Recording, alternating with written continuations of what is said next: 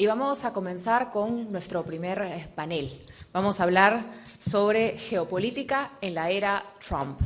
Por eso, ¿cuáles son las perspectivas? ¿Cuáles son los riesgos? A propósito de Donald Trump en la presidencia de los Estados Unidos, cuando hace redadas migratorias tan duras, vemos la situación en Los Ángeles, el tema de los aranceles que impacta a todos los países en el mundo, el tema de las visas y los cambios para aquellos estudiantes incluso que en estos momentos desean o están estudiando en los Estados Unidos. Para hablar de este tema, tenemos a dos personas que nos van a acompañar. Tony Cavin, que es director de Normas y Ética Editorial de la Radio Pública de los Estados Unidos. Es trabajado durante 20 años en CBS News, donde se ha desempeñado en distintos cargos: editor de Normas y Ética, editor y subdirector internacional, encargado corresponsal de CBS Newpath en Washington, gerente de asignaciones en CBS Telenoticias Miami, ha sido productor en jefe para América Latina en Reuters y también productor en Washington para esta agencia de noticias. Y también lo va a acompañar Manuel Campo Vidal, es presidente emérito de la Academia de Televisión de España y preside la Escuela de Negocios Next Educación. Se desempeñó como director de Antena 3 TV y en su trayectoria profesional ha moderado diversos debates electorales en España. Le damos la bienvenida a ambos para que conversen de este tema. Muchas gracias.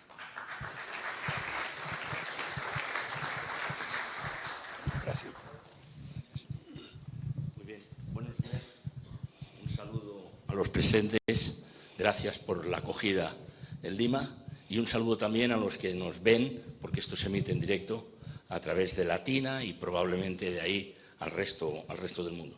Para mí es un honor participar desde el primer día que llegamos a un acuerdo con la Academia de Televisión, que yo entonces presidía, y con la Alianza Informativa Latinoamericana. Llevamos por los 10º premios Iris, que se entregarán mañana por la noche, y es una suerte también poder dialogar ahora con el amigo Toby Kevin, que nos hemos encontrado en tantas jornadas. Él venía en representación de la CBS, ¿no? Y le agradezco especialmente que esté aquí, siendo él un ciudadano norteamericano, con las tensiones que realmente están sucediendo. Hay un terremoto mundial, el epicentro está en la Casa Blanca, pero hay distintos escenarios donde se sienten las réplicas, los temblores de ese terremoto. El último, acaban de citarlo, en las calles de Los Ángeles, pero realmente en las fronteras, en los temores en México, en los temores en Groenlandia, en la situación en Europa, las guerras que no paran, ni la de Ucrania ni el exterminio en marcha en Gaza y tantas otras cuestiones, los aranceles, la caída de las bolsas. Hay muchos escenarios donde se replican ese terremoto que nosotros tenemos ahí y llevamos solamente 120 días de la nueva presidencia, de la segunda vez que Donald Trump llega a la Casa Blanca, ¿no? Bueno, yo creo que es una suerte poder escuchar aquí a nuestro amigo Tony Kevin. Lo conocéis muchos de vosotros. Él es una persona muy templada, muy rigurosa. Me ha llamado mucho la atención, Tony, ese puesto que tienes de, no sé si traduzco bien, de supervisor de ética, ¿eh? Más o menos así se en tu cadena NPR. Y aunque ayer en la conversación previa que mantuvimos, tú todavía en Washington, yo aquí en Lima, en Nueva York, y yo aquí en Lima, ya quedamos en que sería una conversación mano a mano, pero yo prefiero darte a ti la venia, la bienvenida, y que nos digas en primer lugar cómo vives, cómo estás viviendo este momento tan difícil y además trabajando en una radio y pública en los Estados Unidos. Adelante. Gracias, Manuel. Y gracias a todos ustedes, gracias a Lail por haberme invitado a esta sesión. Me siento de veras en familia y conozco a muchos de ustedes. Me da muchos recuerdos alegres de los tiempos que pasamos juntos. Cuando yo estaba en CBS, como mencionaba Juan Carlos, estaba en Costa Rica en 2013, cuando CBS se integró formalmente Lail, y creo que ha sido una relación muy fructífera para ambas partes. También quisiera decir antes de empezar que yo estoy obviamente hablando de parte personal y no en nombre de mi empresa, la Radio Pública Nacional en Estados Unidos, que a diferencia de muchas radios y televisiones públicas, no es del gobierno, es medio independiente, es totalmente independiente en términos editoriales, recibe una porción de sus fondos del gobierno federal, pero apenas 1% directo, 10% contando con lo que nos dan los emisores locales. Les digo todo eso solo para decir que estoy hablando en nombre personal y no lo demás. Como decía Manuel, estamos apenas a 120, 140 días en el nuevo gobierno de Trump. Entonces, falta mucho tiempo. Ya no se puede realmente decir cuál es el rumbo, dónde vamos a terminar. Muchas cosas han sido sube y baja. Lo que sí hay es incertidumbre. Hoy hay aranceles, mañana no las hay, pasado hay de nuevo, igual con mucha política que se ha ido cambiando. Pero yo creo que podemos sacar unas conclusiones inmediatas. Primero, el papel de Estados Unidos en el mundo ha cambiado de forma permanente. O sea, después del primer gobierno de Trump, entró Joe Biden, regresaron los demócratas y mucha gente pensaba que Trump era como una interrupción en un flujo constante del papel de Estados Unidos en el mundo. Realmente el líder mundial desde el fin de la Segunda Guerra Mundial. Lo que se ve con el segundo gobierno de Trump es que eso ha cambiado de forma permanente. Estados Unidos está cambiando su papel.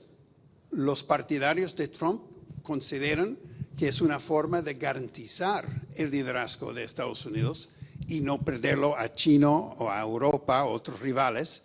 Los opositores temen que los cambios va a significar que el papel de Estados Unidos va a ser menor e incluso puede ser que la primacia del dólar norteamericano en la economía mundial se pierde. Eso obviamente sería muy importante porque el gobierno norteamericano es el único que tiene la ventaja de poder imprimir dinero en la cantidad que quiera y sin muchas consecuencias, porque el dólar es el estándar mundial. Si eso se cambia, va a significar cambios mundiales, pero también internos, porque no vamos a poder tener los déficits fiscales que hemos tenido hasta ahora. Entonces, estamos siempre esperando ver cuál será el rumbo. Pero sí podemos sacar unas conclusiones. El primero es que Trump se considera más un hombre de negocio que un político. Y él mira al mundo como hombre de negocio, diría yo. Él considera que los déficits comerciales que tiene Estados Unidos con muchos países en el mundo son un negativo que hay que cambiar. Por eso está viendo los aranceles. También él ve que en el siglo XIX Estados Unidos no tenía impuestos sobre la renta. El gobierno solo se financiaba por los aranceles y él considera que eso es una posibilidad en el futuro y por lo tal puede recortar los impuestos sobre la renta y llenar ese hueco, digamos, con aranceles. Entonces, eso explica, creo yo, mucho de las políticas que hemos visto hasta el momento. Hay tensiones internas, no ha sido una línea recta, pero eso es como el principal que gobierna lo que está intentando hacer con la economía. En términos de política exterior, me parece que él ve eso también como una transacción de negocios y él quiere salir ganando y ve que cuando Estados Unidos está comprando más que vendiendo a otro país, está perdiendo. Él considera que los aranceles le pueden dar la incentiva a las empresas para que fabriquen más cosas dentro del país y dejen de importar tantas cosas. Veremos si funciona. Muchos economistas dicen que no, pero sus partidarios dicen que sí. Eso para empezar, Manuel. Estupendo. Yo quiero citar al profesor Manuel Castells, lo he hecho en alguna otra intervención que tuvimos en pasadas asambleas de la IL. El profesor Manuel Castells es el cuarto sociólogo más citado en el mundo en términos académicos. Como saben, yo tuve el honor de ser alumno suyo en París hace muchos años en la Escuela de Altos Estudios en Ciencias Sociales. Él estuvo 17 años en Berkeley. Él sigue en Los Ángeles, tiene ciudadanía norteamericana también, además de española. en la Annenberg School y publicó un artículo absolutamente impactante, breve, que tengo a disposición, el que quiera se lo puedo pasar, titulado La autodestrucción de los Estados Unidos. Yo cuando llegué a ese título no vi los interrogantes, no era la autodestrucción de los Estados Unidos preguntándoselo, no, lo afirmaba. ¿En qué se basaba? Él decía 3 cosas. La supremacía evidente de la primera potencia mundial de Estados Unidos se edificó sobre 3 pilares. El primero, sus universidades y la investigación básica. El segundo, la supremacía militar, que está, en cierto modo, muy relacionado con lo anterior, con los avances tecnológicos absolutamente claro. Y el tercero, sobre la inmigración. Una inmigración general para que el país funcione, pero una inmigración también de talento. Y daban algunos datos, daba el profesor Castells algunos datos, como por ejemplo, el 60% de los ingenieros y de los directivos del Silicon Valley es de origen asiático. Y si vamos mirando por otras ciudadanías y por otros lugares, por otras nacionalidades, pues muchos proceden de Europa, otros vienen de algunos países de Latinoamérica, etcétera, etcétera. Entonces el planteamiento que él hacía era: la autodestrucción de Estados Unidos puede venir en línea con lo que tú estabas planteando ahora, de que algunos economistas creen que todo esto puede ser un gran fracaso, porque Trump ataca básicamente 2 de esos 3 pilares. El primero, el de las universidades, queda claro, el de las universidades, y en consecuencia la huida que ha comenzado o el corte del flujo que muchos talentos del mundo no quieren ir a Estados Unidos. Yo conozco personalmente gente que enviaba a sus hijos a estudiar a Estados Unidos el año pasado y ahora lo han desviado, en un caso concreto a Austria, en otro lugar al Reino Unido o donde sea. Bueno, esa es una razón, digamos, importante, ¿no?, a tener presente. Incluso añadía, con este ataque a la Universidad de Harvard como símbolo de ser la primera universidad y la más importante, algo decía el profesor que era muy interesante, y es que Estados Unidos perdió la guerra del Vietnam en los campus universitarios norteamericanos, no en la península de Indochina. Esto es enormemente importante porque quiere cortar de raíz esa posibilidad de sublevación en los campus universitarios, ¿no? Entonces, a mí me gustaría, para empezar, una opinión tuya sobre una reflexión, digamos, de este tamaño. Es un artículo corto, pero muy bien pensado sobre lo que tenemos aquí delante. Bueno, yo diría que si un partidario de Trump leyera ese artículo, su respuesta sería: no es la autodestrucción de Estados Unidos, es el freno de la autodestrucción de Estados Unidos. Porque los partidarios de Trump consideran que el hecho de que 27%, más que 1 de cada 4, de los estudiantes en Harvard son extranjeros, el 40% de los estudiantes en Columbia, en Nueva York, son extranjeros. ¿Cómo es que el gobierno norteamericano está subsidiando a universidades que se dedican a ganar? Los extranjeros pagan la tarifa completa. Los norteamericanos normalmente reciben una forma de beca, algún subsidio, o del gobierno o de la misma universidad. Entonces, él contestaría: no estamos intentando destruir las universidades. Estamos decidiendo que el dinero del gobierno, de los contribuyentes norteamericanos, no debe ser para llenar las bolsas de las universidades élites que también están sacando dinero de los extranjeros que están estudiando acá. Mi opinión no importa en eso. Yo sé lo que son a los 2 lados del argumento. En lo de los inmigrantes, ellos consideran que la migración, yo creo que si hay algo en que todos los norteamericanos coinciden, es que el sistema de migración de Estados Unidos está roto, está totalmente roto. Y está roto porque ya ha dejado de funcionar. Mucha gente, por muchas razones, quiere vivir en Estados Unidos, o por lo menos quería vivir en Estados Unidos, y sencillamente no existe la infraestructura para procesar tanta gente. Entonces, fácilmente los migrantes sean un tema político que está usado, francamente, por ambos lados. Pero el problema es que si alguien dice, como este sociólogo, que creo que tiene mucha razón en su argumento, pero se dice que quiere destruir ser un país de inmigrantes, es muy difícil no señalar que el argumento principal de los partidarios de Trump es que Estados Unidos no sabe quién está dentro del país. Y eso es un tema de seguridad nacional. Obviamente mucha gente viene para trabajar, etcétera, pero ellos los partidarios de Trump, es que cómo puede funcionar un gobierno que ni siquiera sabe quién está dentro, quién está fuera de su propio país. Sin embargo, por todo el argumento, nadie, por lo que yo veo, está diciendo cómo arreglar el sistema de inmigración. Lo que están diciendo es que hay que frenar la migración o hay que dejarlo funcionar y pensar en el costo humano de expulsar a tanta gente, etcétera, etcétera. Pero el problema es que está roto y por lo cual diría que los partidarios de Trump contestaría al sociólogo diciendo que no, nosotros estamos intentando frenar, poner fin a la autodestrucción de un país que ha perdido control de sus fronteras, que está subsidiando universidades donde los profesores pueden decir lo que quieran, que no realmente reflejan las políticas del gobierno.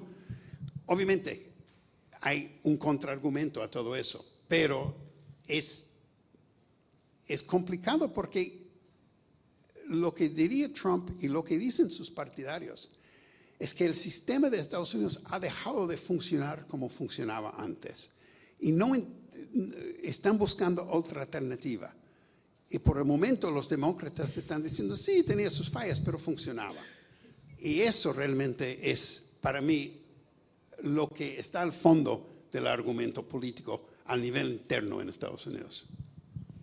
Yo quiero de nuevo agradecerte tu valentía por estar aquí hablando de este tema, porque eres un ciudadano norteamericano que estás en una radio pública, de acuerdo que no es directamente del gobierno, que es una non-profit, pero es realmente admirable tu posición. Mira, yo quiero preguntarte sobre el clima que hay, porque algunas personas se están retirando, bien sean, en este caso, algunos intelectuales, algunos científicos que buscan un territorio, digamos, más tranquilo para que crezcan sus hijos y sin tanta tensión y sin tanta polarización, ¿no? Y quiero basarme en un dato que todavía yo no he publicado, pero que tengo contrastado de este fin de semana antes de volar a Lima, que es el siguiente. El día 30 de junio se celebra en la ciudad de Sevilla la 4ª Conferencia de Financiación al Desarrollo de Naciones Unidas. Es la 4ª, la anterior se hizo hace 7 años en Addis Abeba. Para preparar esta cumbre, que va a estar toda la representación máxima de Naciones Unidas en Sevilla el 30 de junio, llegó una delegación de unas 22 personas sobre el mes de febrero aproximadamente a Sevilla, donde estaban pues gentes de seguridad, gentes de protocolo, gentes de logística, etcétera, etcétera. Cuando ahora han confirmado a 20 días pista la lista, se dan cuenta que una parte importante de aquellos 22 no vienen.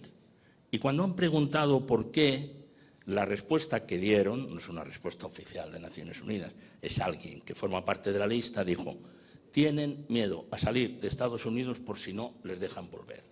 Estamos hablando de ciudadanos que tienen la carta verde, de ciudadanos que incluso algunos de ellos son, no solamente proceden de América Latina, proceden de otros países del mundo, son funcionarios de Naciones Unidas o contratados por Naciones Unidas, algunos incluso tienen nacionalidad norteamericana por permanencia, por matrimonio, por lo que sea.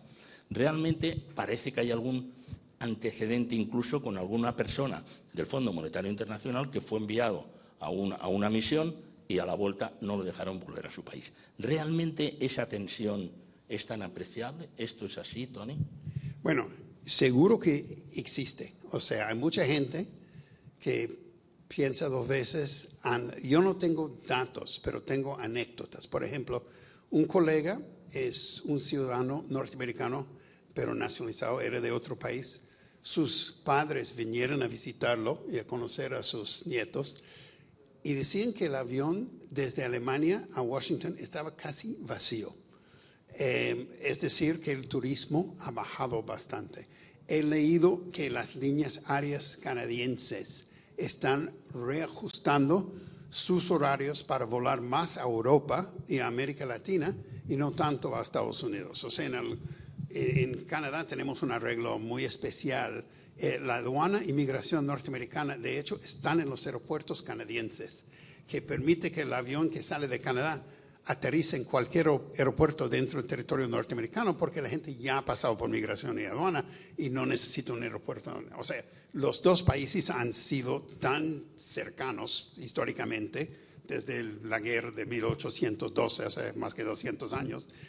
Pero eso, al parecer, por lo menos en las cosas, anécdotas, se está cambiando. Tengo un amigo británico que acaba de escribir un libro, iba a hacer una gira por Nueva York, por Estados Unidos, para poder vender el libro. Decidió cancelarlo porque estaba atemorizado que no lo iban a dejar entrar.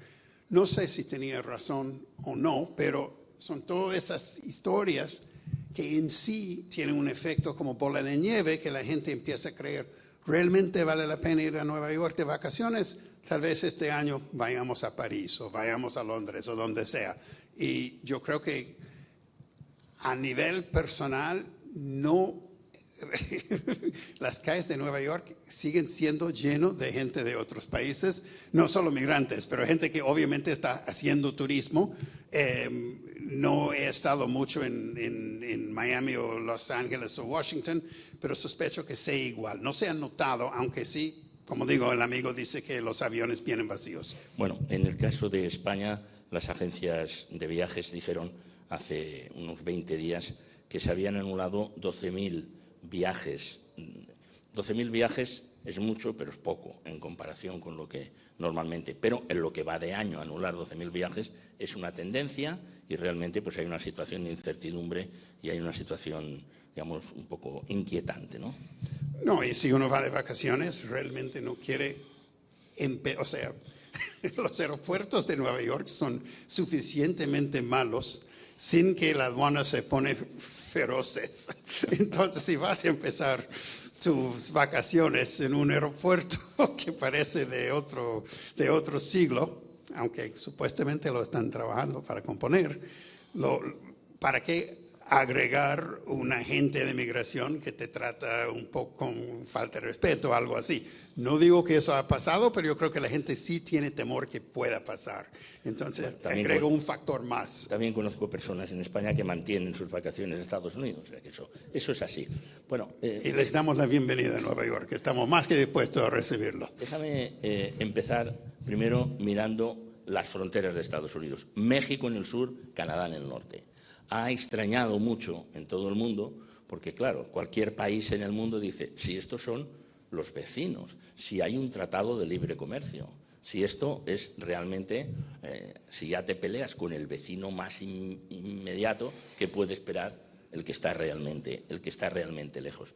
¿Cómo se vive ahí esa situación en México? Por ejemplo, en este momento, ayer estaban diciendo las noticias que salen banderas mexicanas, aunque no sean mexicanos los que las llevan en la mano, como símbolo, en todo caso, de que ahí tiene que haber al revés, un muro sobre el muro, un muro para que no les echen, ¿no?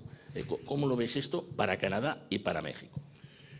Bueno, anoche, precisamente en nuestro noticiero principal, pasamos una nota sobre el uso de la bandera mexicana en estas manifestaciones y las reacciones del público.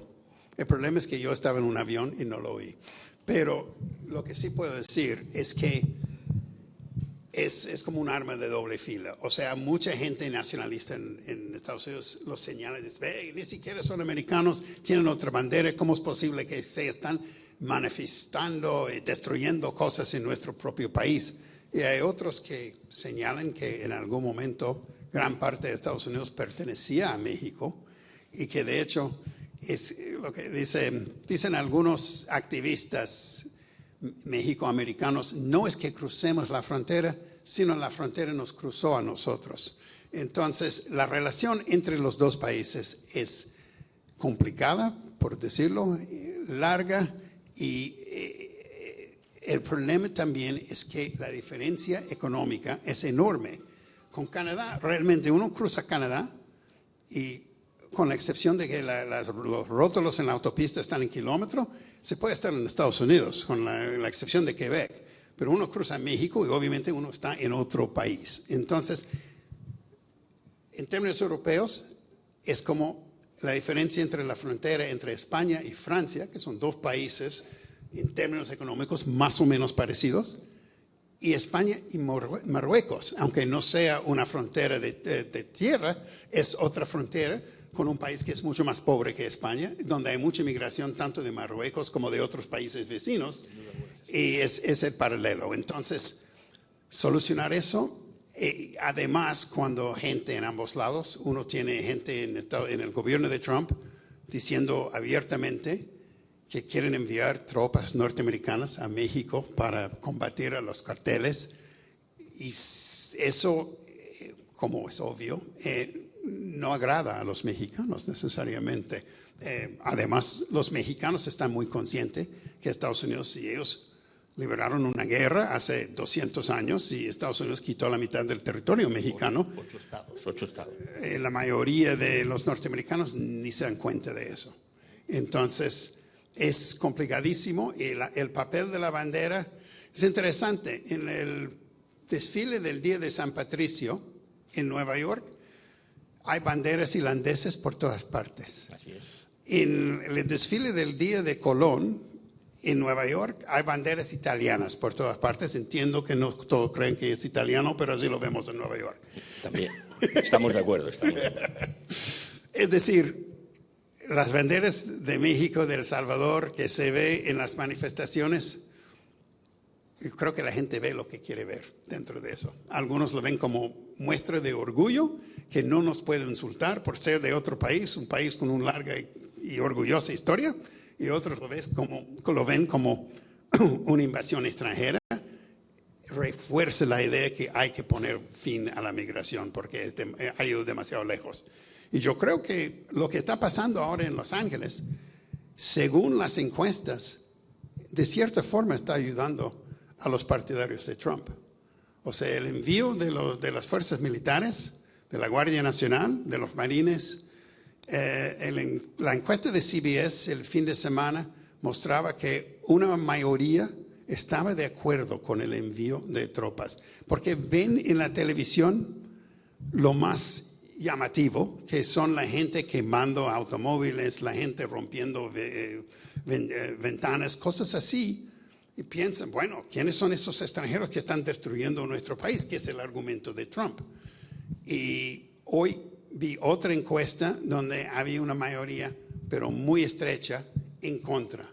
Pero alguien, creo que estaba citado en el Wall Street Journal esta mañana, un político republicano decía, Trump hace muchas cosas que no se entiende, pero está claro que él entiende muy bien cómo eso va a ser recibido dentro de Estados Unidos. Y hay que acordar que una mayoría de la gente norteamericana votó en favor de Trump porque cree que hay problemas que él puede resolver. Entonces, eso queda por ver cómo va eso, queda por ver cómo va todo lo que es dentro del marco de migración, porque por una parte la gente quiere limpiar el país de criminales.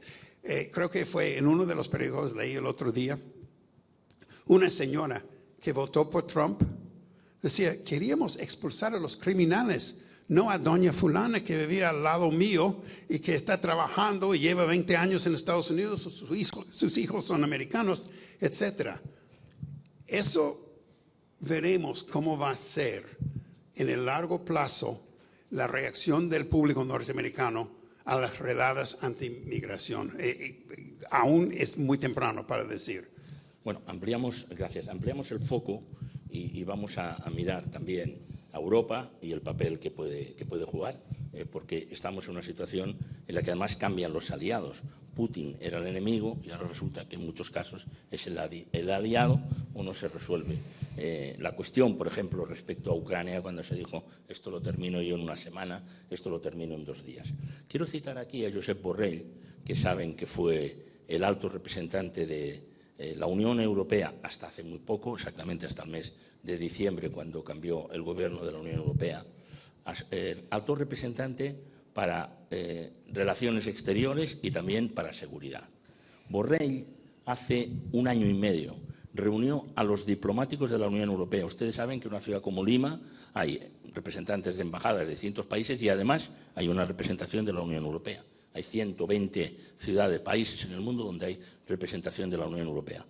Borrell era el jefe de todos estos diplomáticos y les dijo una frase muy pensada y advirtió: señores, Europa tiene que trabajar de otra manera, y todavía no estaba Trump en la Casa Blanca, pero estaba en la carrera, porque se ha terminado el recibir el gas barato de Rusia, de recibir los productos baratos desde China, porque va a haber aranceles, y además eso de Europa ha vivido con que la seguridad se la dejaba al amigo norteamericano, que la ejercía y además gratis. Así que habrá que tener un ejército europeo, habrá que tener más investigación, habrá que tener menos burocracia. La situación en Europa con relación a Trump, en una Europa debilitada también, porque hay países que, unos por amistad con Putin, léase Hungría, otros por amistad con Trump, léase Giorgia Meloni de Italia, está un poquito resquebrajada. Esa es la situación real en la que tenemos, pero en todo caso Europa tiene que dar un paso al frente y tiene que decidir si se fortalece o terminará siendo pues un satélite o de Estados Unidos o de China, que es el otro riesgo que hay ahí. Luego sobre esto hay ironías, ¿no? Publicaba un artículo en La Vanguardia en el que decía: a Trump hay que darle el premio Carlomagno, que está reservado para los grandes constructores de Europa, porque por fin ha sacudido, digamos, la eterna burocracia de Bruselas, que hace, por ejemplo, que saque a los agricultores franceses, españoles, italianos a la calle.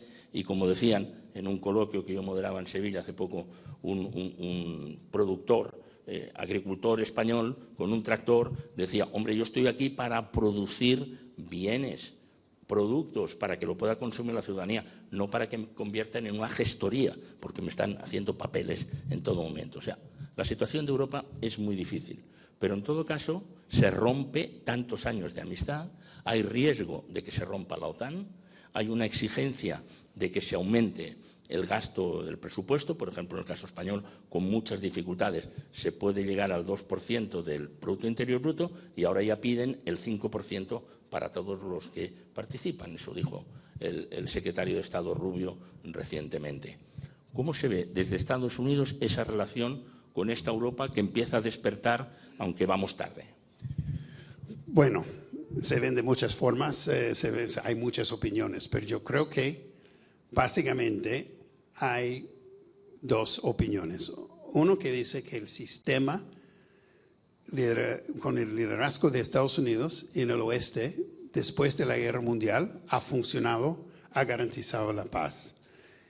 Y la otra, lo que diría Trump y sus partidarios, es que precisamente lo que acababas de decir, que Europa tenía el lujo de no tener que pagar su defensa, mientras que Estados Unidos le diera el paraguas de nuclear, como decían, y Estados Unidos costeaba toda la defensa de Europa, de Corea del Sur, de muchas partes del mundo, y Trump lo ve, sus partidarios lo ven injusto. Es interesante porque yo, que soy ya de varios años, me acuerdo que muchos en los años 60, los opositores de la guerra de Vietnam señalaban que la economía de Estados Unidos se distorsionaba por el gasto en armamentos, en defensa.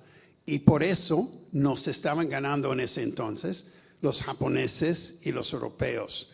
O sea, ahora en Nueva York cuesta encontrar un auto fabricado en Estados Unidos, bueno, más bien por una marca de Estados Unidos, en las calles. Son casi todos asiáticos o europeos. Eso hace 50 años había tal vez el 10%. Y, o sea, las economías de otros países han beneficiado. Yo diría que antes de que Rusia invadiera Ucrania, el tema era menor, porque la defensa de Europa era más teórico que práctico. Ahora que realmente se ve una guerra en Europa, sin hablar de la ex Yugoslavia, porque era muy distinto, pero ya que hay una guerra que realmente se está debatiendo la defensa de Europa, ese problema es mucho más importante. ¿Quién va a pagar? ¿Quién va a costear? Estados Unidos ha gastado miles de millones de dólares en Ucrania y hay mucha gente que dice, ¿para qué cuando tenemos tantos problemas en casa estamos gastando eso? Y eso es el argumento de Trump. Coincide, como decías, con lo que dice Putin, pero ¿es por estar de acuerdo con Putin o sencillamente es casual? Que es una pregunta, me parece válida. ¿Realmente beneficia a Estados Unidos pagar la defensa de Europa o Europa, donde la gente de cierta forma vive mejor que en Estados Unidos? Tiene salud, tiene seguridad social, que es mucho más avanzado que el sistema norteamericano. ¿Por qué Estados Unidos paga su defensa? Yo creo que es una pregunta válida y es una de las cosas que Trump ha señalado al público norteamericano y que siempre se está debatiendo adentro. Ya que vamos a la economía, simplemente un dato del Fondo Monetario Internacional. La última declaración que hizo sobre esta cuestión rebajaba la posibilidad de crecimiento para este año a un 2,8% del incremento global, digamos, de la riqueza. Retrocedía medio punto, pero sin embargo para Estados Unidos le retrocedía 0,9, es decir, casi un punto.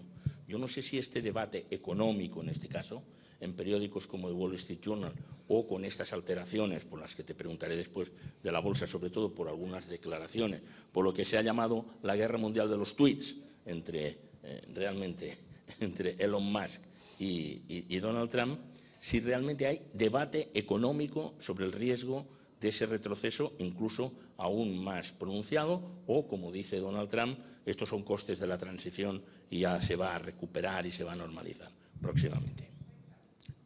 Eso, o sea, muy buena pregunta, no tengo respuesta. Lo que sí te puedo decir es que creo que todos coincidimos en que a los mercados lo que les gusta es la continuidad, la estabilidad. Y por el momento, por lo menos, con los cambios de política casi a diaria, eso ha sido, o sea, me sorprende de hecho que los mercados han reaccionado tan bueno realmente. No ha sido una crisis aún. Realmente están divididos en Estados Unidos, como están divididos en todos también por este tema. Y como tú dijiste muy bien, Trump y sus partidarios insisten, gracias, que hay un poco de dolor, pero en el largo plazo vamos a estar más ricos que nunca, según Trump. Y la mayoría de los economistas dicen que no. Están debatiendo ahora en el Congreso un proyecto de ley que va a incrementar mucho el déficit financiero de Estados Unidos y eso puede tener muchos efectos en el largo plazo, no solamente en Estados Unidos, sino en todo el mundo. Y actualmente estamos en Estados Unidos muy dependientes en los inversionistas extranjeros que compran los bonos del Tesoro de Estados Unidos para financiar el déficit presupuestario que tenemos. Si las tasas, si necesitan prestar más dinero, obviamente la tasa va a subir y nos va a costar mucho más, va incluso limitar la flexibilidad que tenga el gobierno en términos de decidir cómo va a porcionar sus gastos. Entonces, el problema con eso, como dicen de los economistas, siempre todo está en teoría. El problema con eso es que no sabemos. Hay argumentos muy fuertes que eso puede tener un efecto negativo en el largo plazo, pero obviamente Trump no está solo. Tiene gente, algunos billonarios que están con él, que consideran que la combinación de los aranceles, de regresar a algunos empleos a Estados Unidos, de quitar algunas reglas ambientales, etcétera, en el largo plazo va a ayudar la economía norteamericana y va a haber más prosperidad que había. Eso es una opinión de minoría, diría yo, pero sí es su argumento. Bueno, inevitable preguntarte por el gran divorcio que no está en las páginas de Lola, no está en la prensa del corazón, pero el gran divorcio entre Donald Trump y Elon Musk, que tuvo dos vertientes. La primera, digamos, suave en el despacho Oval, y luego realmente brusca a partir de esos tweets increíblemente sorprendentes, ¿no? Como la acusación que le hizo de que estaba en la lista Epstein y que por eso no se hacía pública. Luego retrocedió. El señor perdió 30.000 millones de dólares en un día, que no está mal. Bueno, la foto del 20 de enero impresionaba mucho en la toma de posesión de Trump el grupo de lo que se llama la oligarquía tecnológica, donde estaba Elon Musk, donde estaba Zuckerberg, donde estaba Bezos, donde estaban todos los propietarios de las grandes plataformas y de las grandes empresas, que ahora, si pudieran, se borrarían seguramente de esa fotografía. Y hemos llegado al extremo quizá del más aparatoso de todos ellos, que es Elon Musk, para el cual Steve Bannon pide que sea extraditado a Sudáfrica, cosa absolutamente increíble, porque él nació en Sudáfrica. Esto, que no es una telenovela, que no es una cuestión, digamos, de revista rosa, cómo estremece el que realmente en manos de quien estamos o en manos de quien toma las decisiones, personas capaces de pelearse públicamente y con tantas repercusiones en la bolsa y en la ciudadanía sin ninguna responsabilidad. Ojalá que supiera. Yo creo que, bueno, ayer parece que Musk ya dijo que estaba un poco incómodo con las cosas que había dicho y lo sentía haberlo dicho, etcétera, que era demasiado fuerte. Honestamente no sé.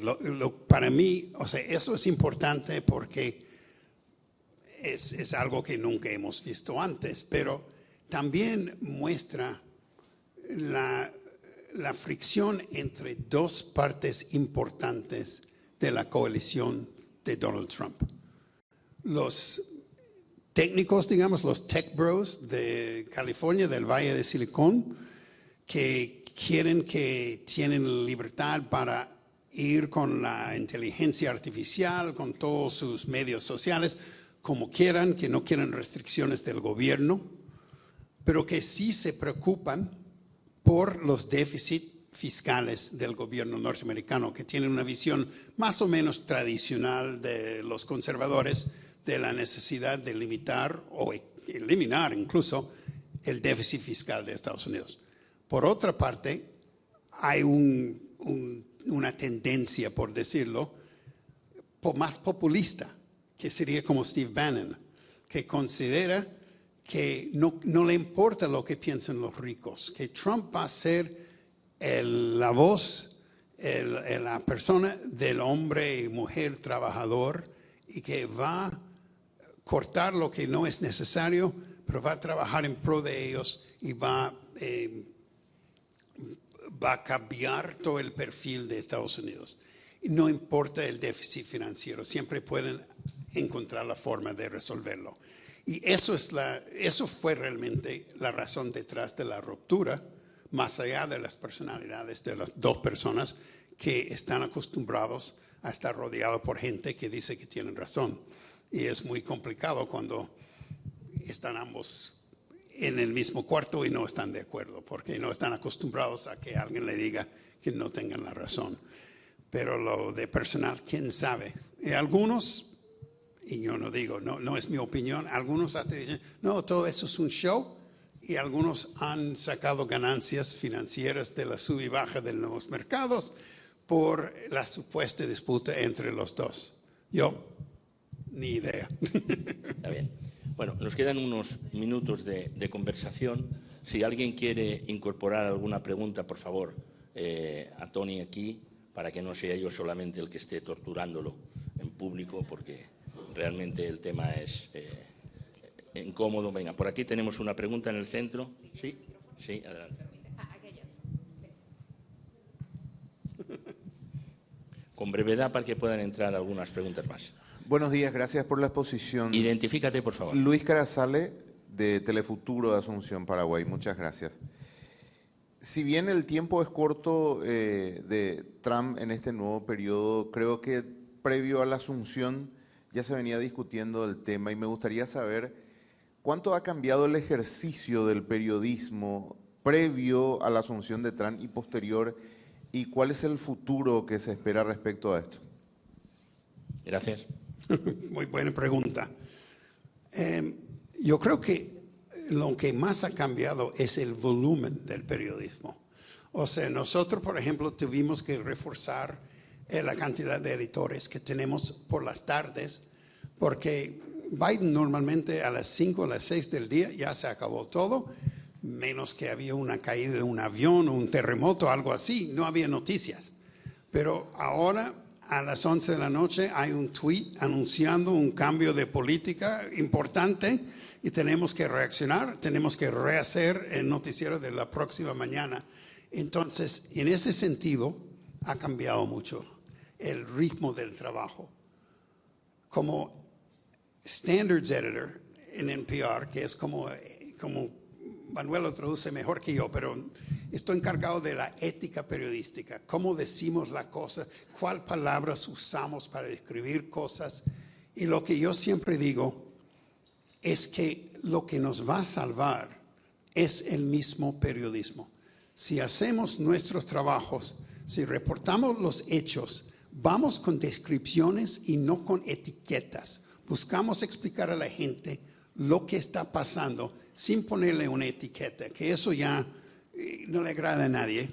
Eso va a ser la única solución a los problemas que tiene el país y a la posibilidad de encontrar soluciones en nuestro país que está tan polarizado. No somos los únicos, pero así es con el periodismo. Entonces, quiero decir que no ha cambiado nada en el ejercicio del periodismo. Una excepción es que, y eso es algo que mencionó Manuel antes, somos muy estrictos en el uso de fuentes anónimas. Por ejemplo, si yo entrevistara a Manuel y no quiere usar su nombre completo, la regla nuestra es tenemos que explicar exactamente por qué la fuente no quiere usar su nombre, etc. Lo que hemos notado es que mucha más gente no quiere que usemos sus nombres en el aire.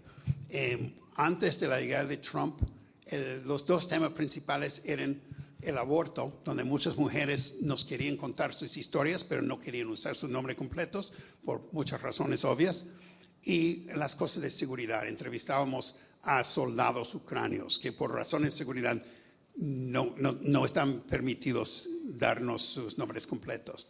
Pero ahora tenemos, además de los migrantes que no tienen papeles, mucha gente está preocupada por repercusiones en sus propios centros de trabajo. Muchos empleados federales que están temidos de los cortes que está haciendo Trump tampoco quiere que usemos los nombres. Eso se ha puesto muy complicado para nosotros porque tampoco podemos tener un noticiero sin nombre de nadie, ¿no? Lógico. ¿Por ahí quiere intervenir? ¿Por allí abajo alguien más? ¿Por aquí? Sí, adelante. El compañero de Uruguay, por favor. Aquí a la izquierda, por favor. Aquí. Perdón. Aquí. Ahí. Tienes.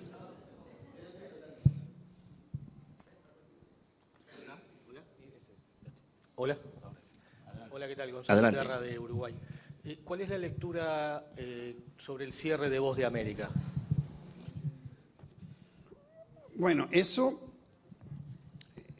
obviamente siempre está en los tribunales. Me parece que sí está cerrado, pero en términos técnicos esa historia no está terminada aún.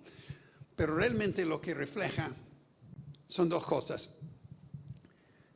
El gobierno de Trump no cree en lo que Hillary Clinton llamaba el soft power o fuerza suave de Estados Unidos. Es decir, todos los esfuerzos culturales que hacía Estados Unidos con la idea de que eso reforzaba la política exterior del país. La idea de que la Voz de América pasaba opiniones distintas y contrarias al de gobierno, en principio implicaba que éramos una democracia donde todo estaba permitido en términos de opinión y eso en el largo plazo ayudaba a la imagen en el exterior de Estados Unidos, más que todo en países donde no existía esa libertad.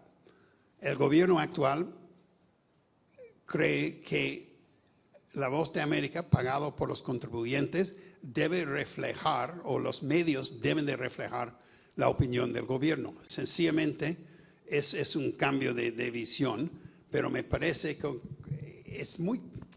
creo que la segunda ley de Newton dice realmente que es mucho más fácil destruir algo que construirlo. Y si deciden en un próximo gobierno rehacer La Voz de América o la Radio Libre de Europa o alguna de esas emisoras, va a ser muy complicado después de lo que han hecho. Entonces yo creo que hemos llegado a un momento decisivo en eso, pero no veo que regrese.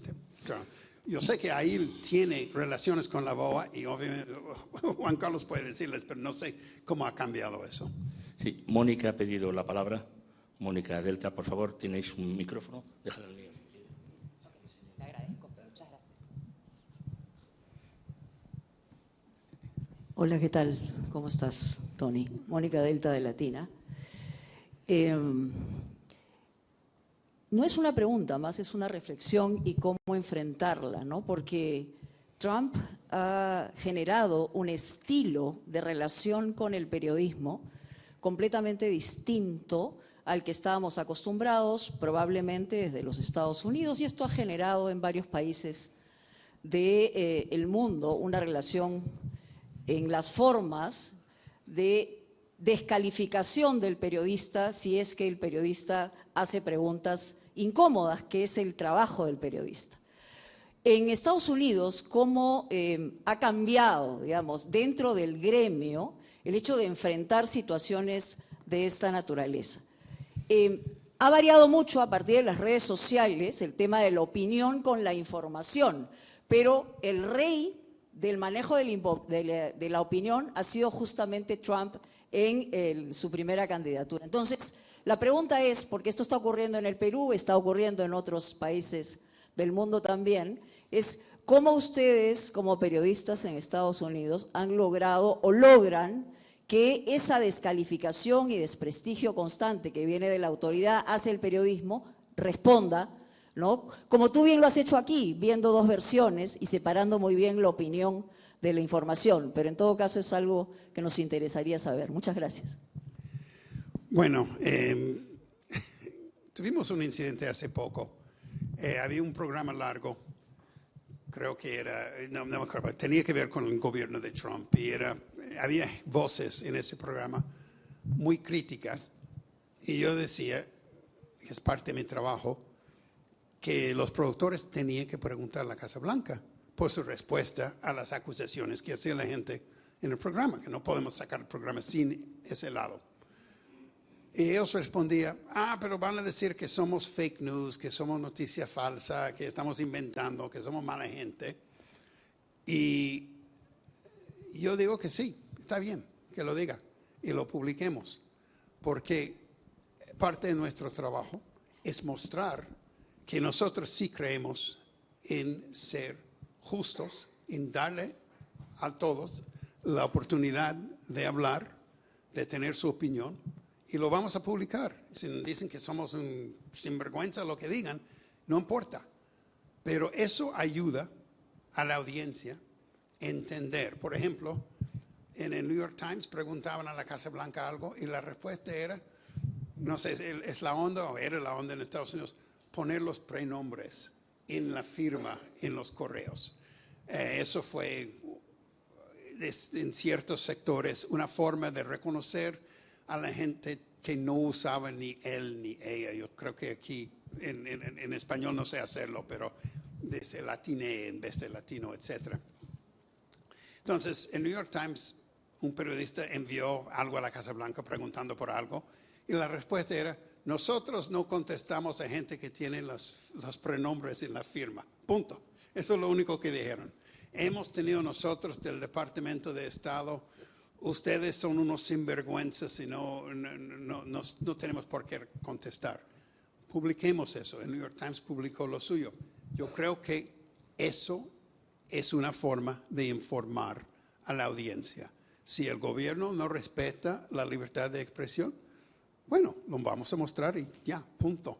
Pero el hecho de que siempre hay alguien que va a hacer el argumento que la situación actual es tan distinta a todo lo que ha pasado que tenemos que cambiar las normas. Y yo diría que es todo lo contrario. Yo, que soy mayor, viví en el 68 en Estados Unidos, cuando las universidades estaban en plena rebelión, cuando Vietnam cuando Nixon estaba buscando frenar hasta mataron a manifestantes en Kent State. Y había gente en ese momento diciendo, no, las normas del periodismo hay que cambiarlas porque la situación es distinta, no es como antes. La situación siempre es distinta, por eso es noticia. Pero tenemos que mantener las normas del periodismo porque es lo que nos va a salvar. Las normas tienen que ser aplicadas de una forma justa, iguales para todas, no con las preferencias nuestras, pero las normas tienen que ser para todos y tenemos que reforzarlas. Entonces, en un caso así, con un gobierno que desprecia a la prensa, la respuesta es, bueno, publiquemos. Eso es el arma que tenemos es publicarlo. Hay tiempo, sí. Por favor, sí. La representante de Televisión de Colombia. ¿Le queréis pasar allí, al fondo, por favor?